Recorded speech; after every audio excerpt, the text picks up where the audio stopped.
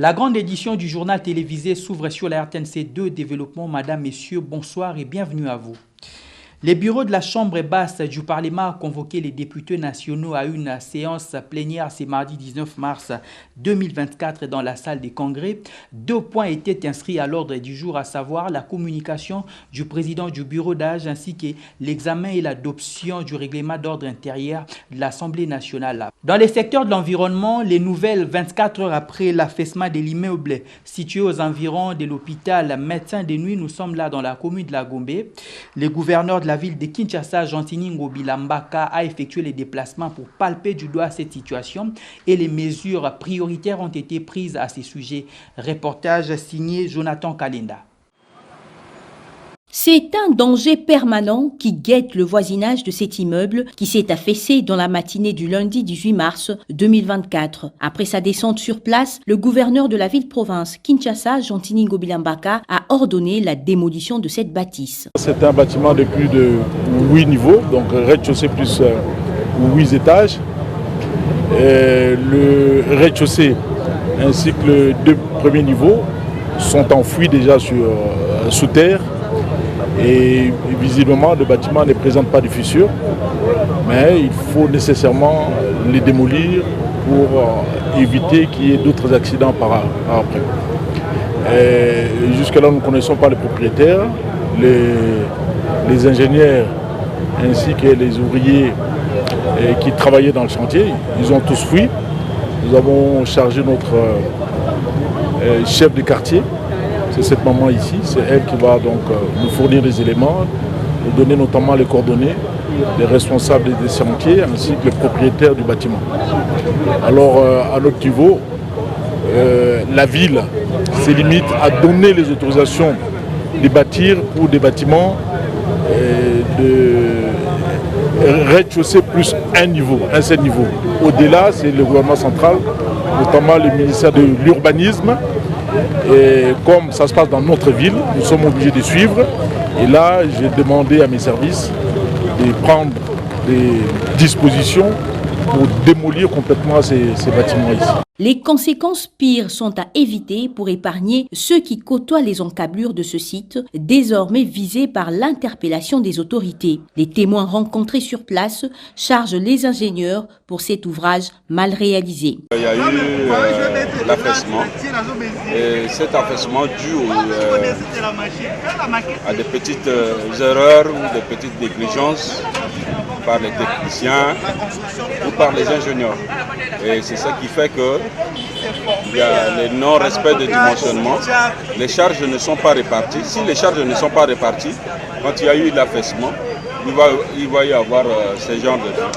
En tant que technicien, en voyant la structure, le bâtiment est encore en bonne équipe, sauf que c'est la fondation qui a cédé, qui a amené l'immeuble à avoir cette position que nous avons. Et jusque-là, pas de victimes, pas de dégâts collatéraux. Mais agir le plus tôt possible reste la seule et meilleure option.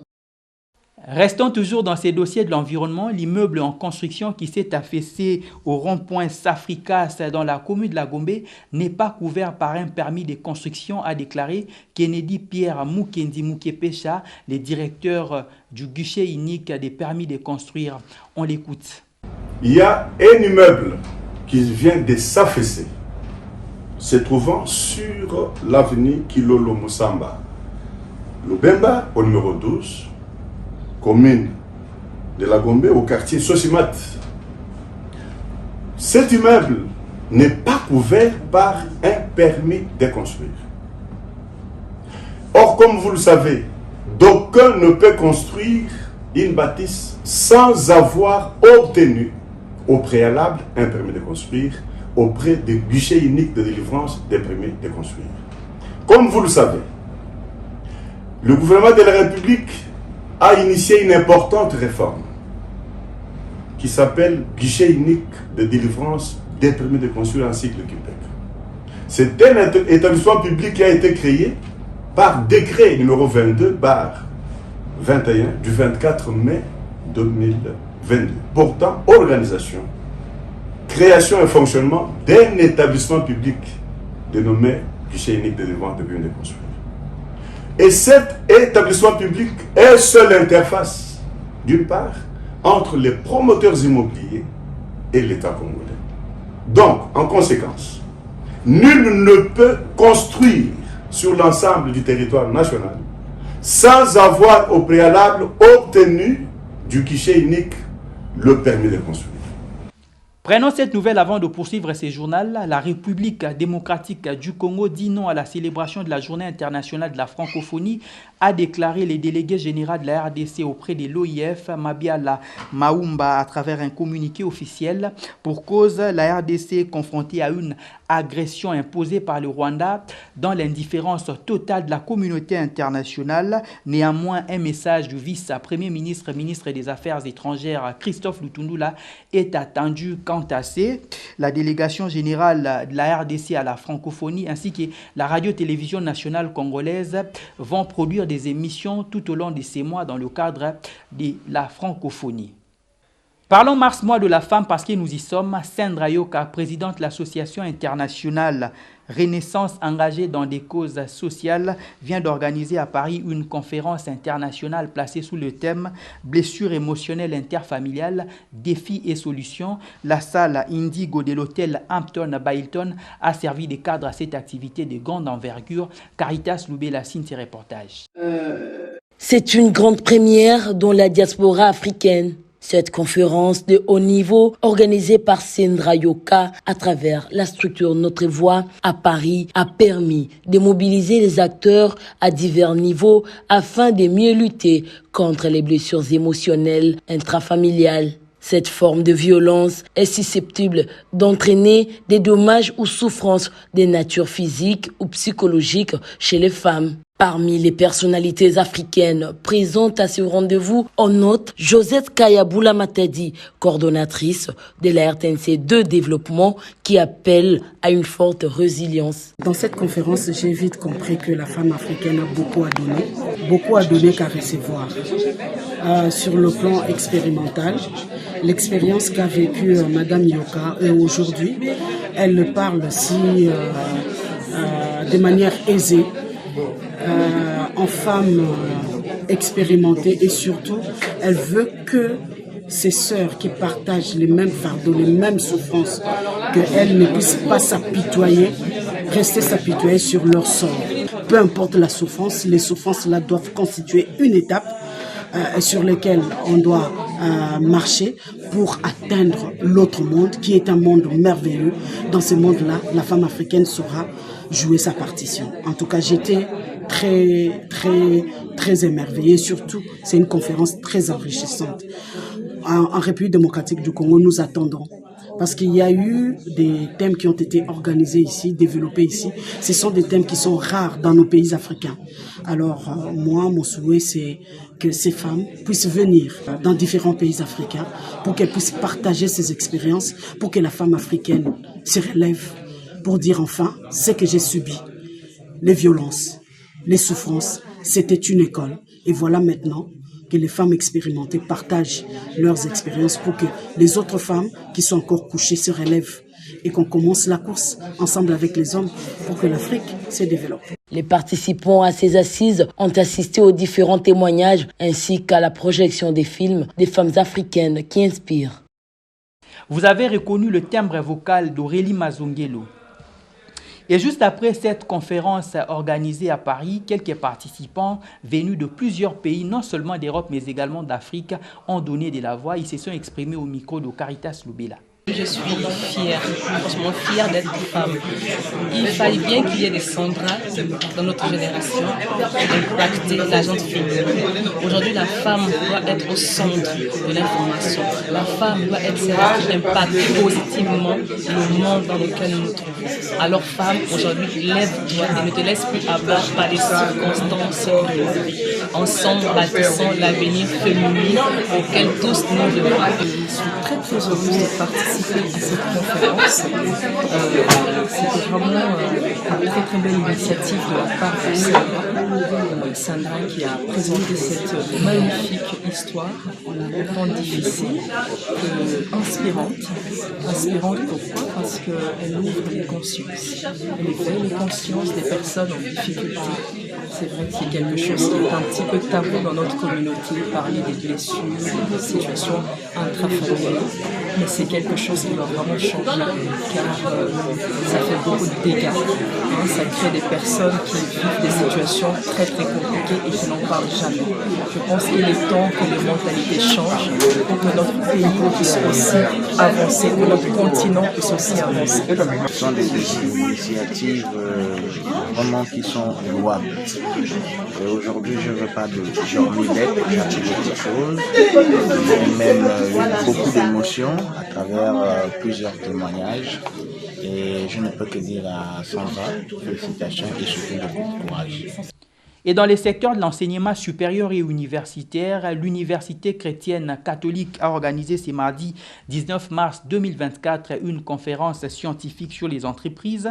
Cette activité s'est déroulée au sein de cet alma mater avec comme objectif promouvoir et relancer les marchés locaux en République démocratique du Congo. Bienvenue Kaïba, Cynthia Reportage. Cette journée scientifique a mis ensemble des étudiants, des professeurs, des acteurs professionnels et des chefs d'entreprise. Avant d'ouvrir le débat, l'Université chrétienne catholique a tenu à circonscrire cette séance scientifique en ces termes. Vous avez choisi d'aborder en cette journée des entreprises la question des défis pour un marché local.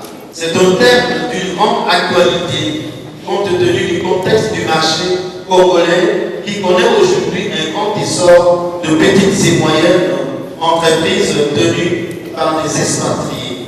Les entreprises gérées par les Congolais eux-mêmes le vont au bout des doigts. Elles sont très flexibles et rarissimes, ce qui place beaucoup de Congolais en situation de la sous-traitance. Qu'est-ce qui est à l'origine de leur étranglement? Les taxes exorbitantes posées par l'État, les pertes dues au flux de change, voilà autant de questions qui méritent d'être posées et auxquelles des réponses urgentes doivent être trouvées dans ces assises. Donc il est important que le climat des affaires soit propice aussi pour les investissements locaux. Au cours de cette séance scientifique, plusieurs orateurs ont exposé sur différents thèmes, parmi lesquels l'économie circulaire fait par le professeur Bila. Ceci pour outiller les étudiants, premières bénéficiaires de cette rencontre. Signalons que cette journée scientifique a permis aux entrepreneurs d'exposer leurs produits. La journée scientifique organisée par l'Université chrétienne catholique était une opportunité pour les étudiants de cet alma mater de présenter leur projet intitulé Makala. Les réactions de ces étudiants au micro de Bienvenue Kaïba. Un projet qui vise à recycler des déchets biodégradables en sources d'énergie. Par là, nous avons le concept d'économie et écologie. Nous produisons de braises qui sont à la fois économiques, qui durent pour la préparation, le chauffage des aliments et autres. Et c'est écologique parce que ça respecte les normes environnementales. Dans ce sens où, au lieu d'aller menacer, tout comme mettre la pression sur les ressources qui sont à quantité limitée et qui se renouvellent avec le temps, nous attaquons directement les déchets pour les réemployer afin de leur donner une autre utilité. Descendons sur le terrain, nous ramassons des déchets tels que des déchets organiques, tels que des feuilles de bananier, de bananes, plantains, allais-je dire, des bagages de canne à sucre, des déchets de maïs, disons, des feuilles des épis de maïs que nous carbonisons en fait. Nous les carbonisons et puis nous utilisons un liant afin de former une pâte, ce qui nous donne le fameux Makala bio, Makala Eco que nous produisons. Makala, ces charbons sont très très bénéfiques. Pourquoi? Parce qu'ils sont économiques. Ils ne demandent pas beaucoup de spécimens. Vous avez juste besoin de quelques spécimens pour mettre dans votre brasero et cuire les aliments sans problème. Parlons justice dans ce journal. Le journaliste congolais Stanis Boujakera a été condamné à une peine de 6 mois d'emprisonnement assortie d'une amende de 1 million de francs congolais. Ayant déjà purgé sa peine, le journaliste Stanis Boujakera devra quitter la prison centrale de Makala incessamment. En société, cela fait déjà une année que les robinets sont à sec au quartier Sangamamba, Verkis et Promobat. Nous sommes là dans la commune d'Ngalema. Les habitants de cette partie de la capitale sont préoccupés par cette situation malheureuse et lancent un cri d'alarme à l'endroit des autorités compétentes. Axel Kayongo a fait ses reportages. Chaque matin, les habitants des quartiers Verkis, Promobat et Sangamamba sont obligés de couper le sommeil pour puiser de l'eau. La distance est longue à parcourir pour arriver en premier au robinet de Bumba, seul endroit où l'eau jaillit dans cette périphérie.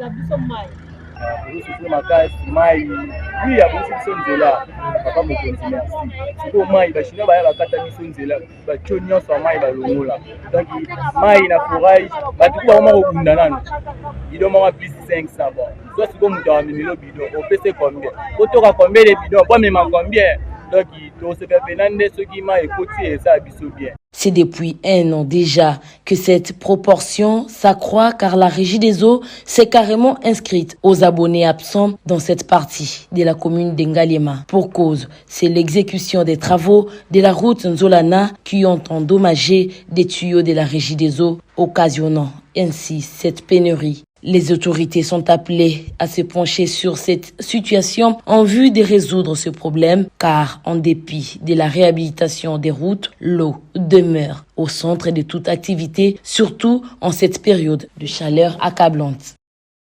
Une page noire dans ce journal, Madame Nadine Kinsila Dangui, cadre à la RTNC 2 Développement. Les familles Kinsila et Dangui annoncent aux familles, frères et sœurs du ministère des DOE international en République démocratique du Congo, amis et connaissances, les décès de son époux, beau-fils, fils, frère Gauthier Dangui Diakana, décès survenu des suites d'une maladie.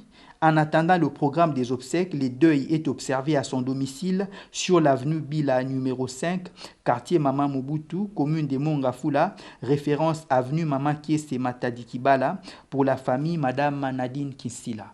Ainsi s'achève complètement cette édition du journal. Merci de l'avoir suivi.